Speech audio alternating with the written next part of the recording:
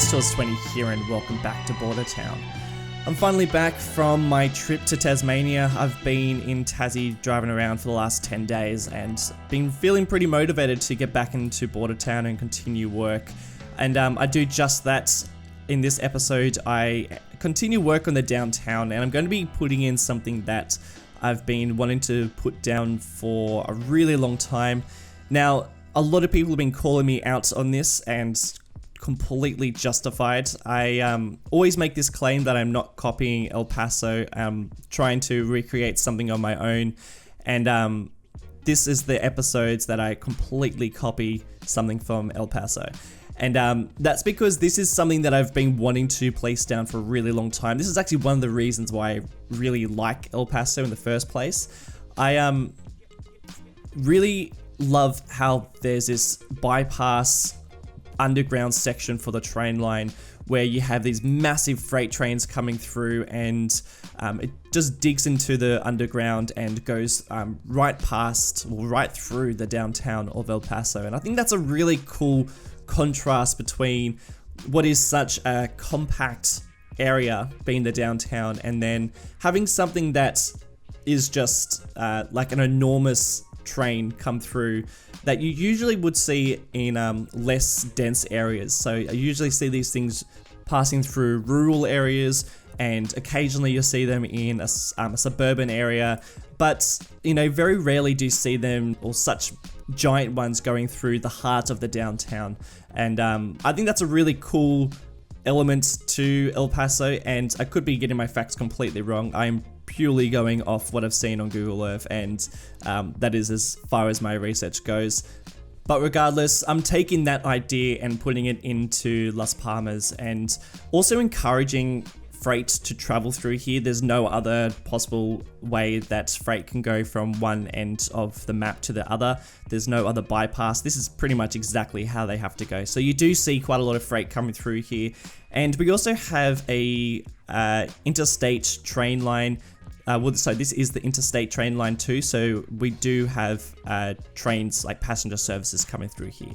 But at the moment, we don't have a commuter train that transports people around Las Palmas, and I don't really want that because I plan to put in a light rail system pretty similar to the one in I think it might be Houston, where there's a whole bunch of light rail systems around the US, and I think they're quite cool looking. So I'm going to be placing that down in a few episodes time, and it's not going to be in a massive extensive service. It's going to be pretty exclusive to just certain areas, the more dense areas of El Paso, so Las Palmas.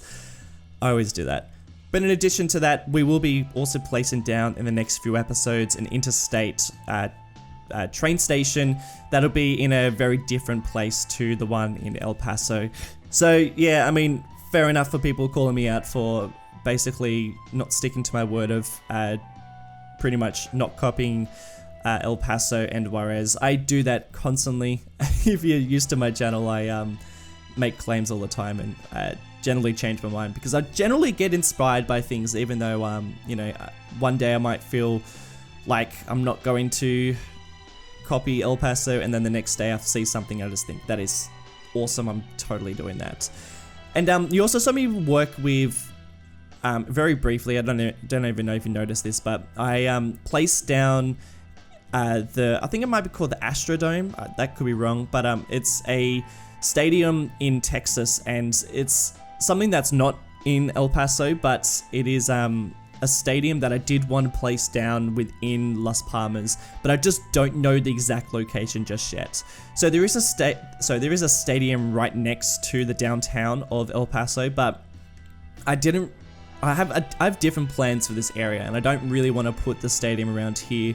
I'm thinking about placing the stadium maybe closer to the border or closer to the outskirts of the city, but definitely not the area where the stadium sits in El Paso, because I've got plans for that area. What I want that area to look like, I'm thinking something like an old downtown / industrial area that is under development to sort of become a bit more gentrified, we're talking like studio lofts and more expensive sort of houses, because it's going to be really close to the downtown. I did want that sort of an area, but real transitional. Definitely not the nicest looking neighborhood.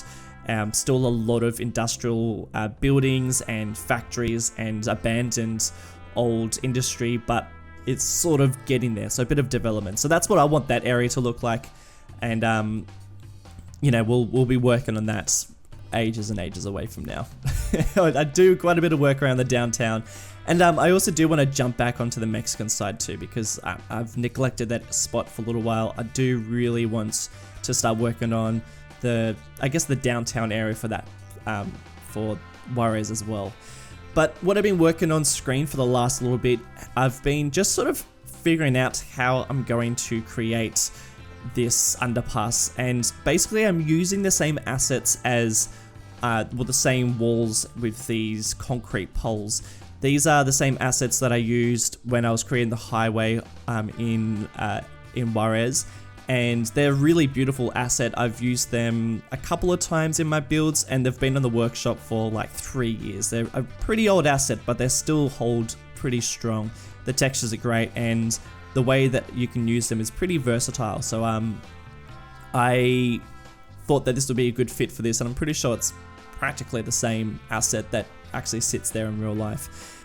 And what I'm trying to do is, there's not very much room to place down an entire building between the road and the train line, so I'm trying to figure out exactly what I'm going to be placing there. And I'm also looking on Google Earth to try and figure out what is placed there in El Paso to sort of get the idea of how city planners design these spaces and what they generally put in these sort of spaces, because, you know, these sort of spaces, they don't allow for big buildings and, you know, definitely maybe the occasional small shop, but generally these sort of spaces are used for parking. Like, they're great areas for, you know, sort of spontaneous parking lots. I know that sounds a bit stupid, but parking lots that are kind of just smaller, maybe a bit more exclusive.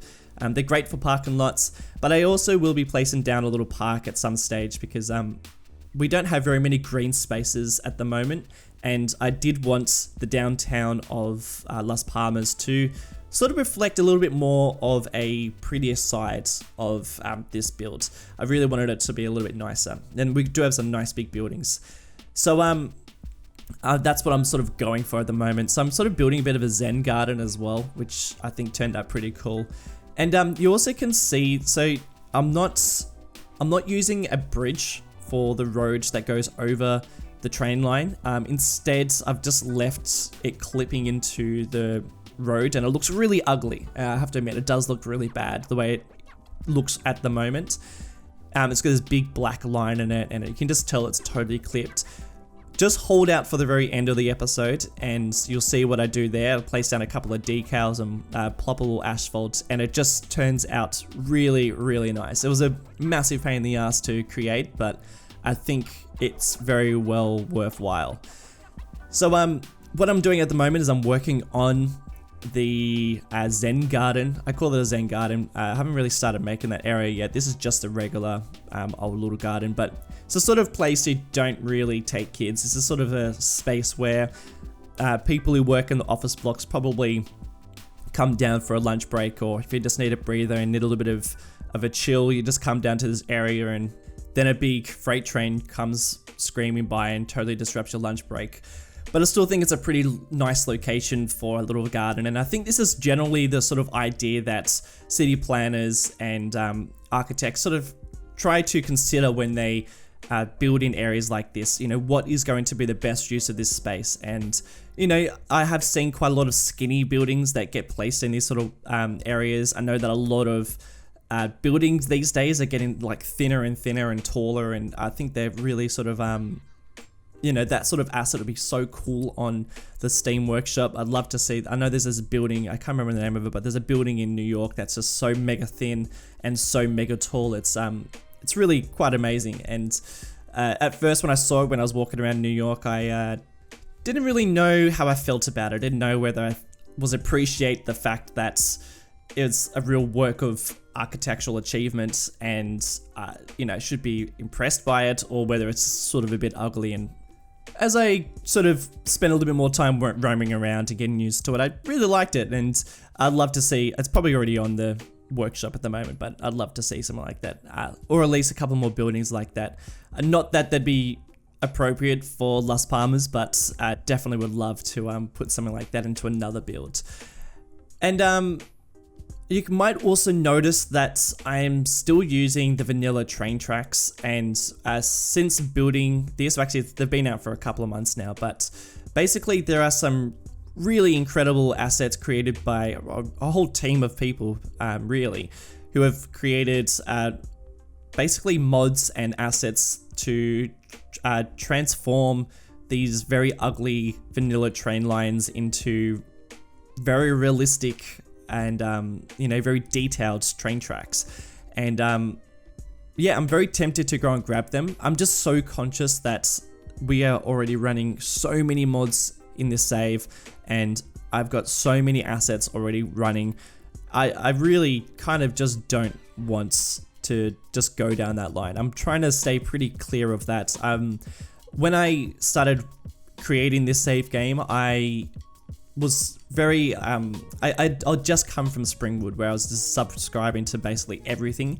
And then when I started this save, I sort of did the same thing. I didn't really take into consideration that those assets and those mods really start to add up. And now I'm sitting at some pretty high amounts of assets and mods, and I really just don't like it. I would really much prefer if I didn't run so many. But I'm sort of at the stage where, I may as well just keep going with the amount that I've got running at the moment and not try to delete any, because as soon as you start deleting mods and assets, that's when problems start to arise, and I really don't want to go down that path. I really would rather just continue working as is, and because as much as I love working with Bordertown, this is not going to be a series that's going to run for forever. I'm going to probably finish it within the next, 6 to 7 months, I would probably say.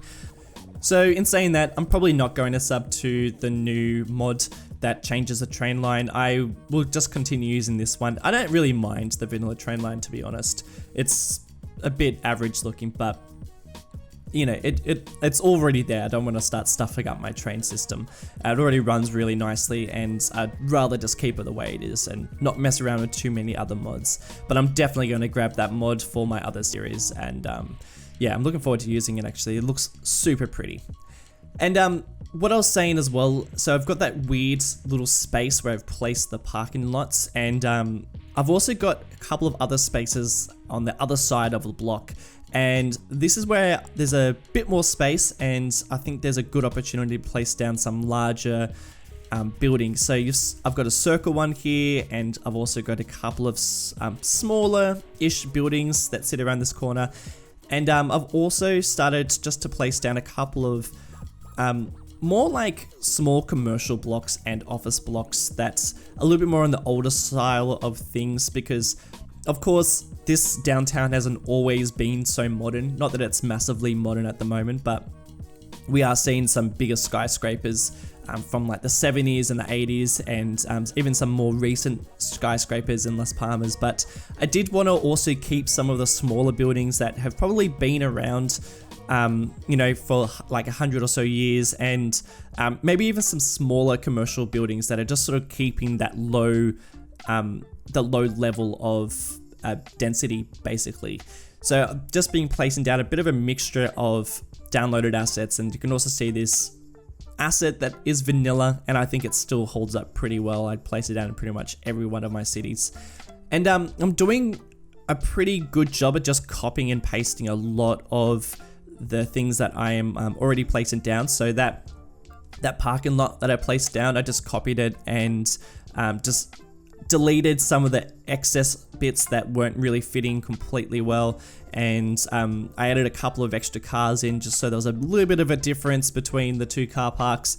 But just copying and pasting using Move It is just a really useful tool to save a lot of time for what are quite repetitive tasks, when I've already basically created those that car park, and I can just copy it into other locations. And I dare say I'm going to copy that car park in another location at some stage, because I'm not a massive fan of creating car parks, to be honest. And I'm also trying to fill in these smaller gaps with some of these smaller little parks, and I'm just sort of trying to mix it up a little bit. So I've got some hedges with some lights and some benches and some water fountains. So I'm just trying to create little spaces for people who probably work in these office blocks, or people who are shopping and just like want to find a little bit of peace and quiet. These are so common around downtowns, and I wanted to make sure that I had a lot of different spaces around this place, as well as like a bit of a shopping complex too, because I didn't want this whole area to be purely for office blocks and for bigger commercial buildings. I did want areas that were designated for pretty much people who are coming around this place to shop, and some strip malls as well. And I thought that this would be a good spot for one. So this is what I'm placing down at the moment. These usually sit at the base of these bigger buildings as well.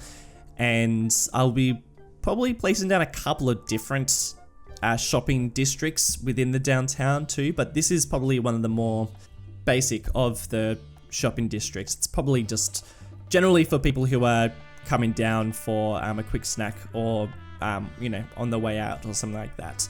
So Starbucks and a Subway and a couple of coffee shops, and that's pretty much it.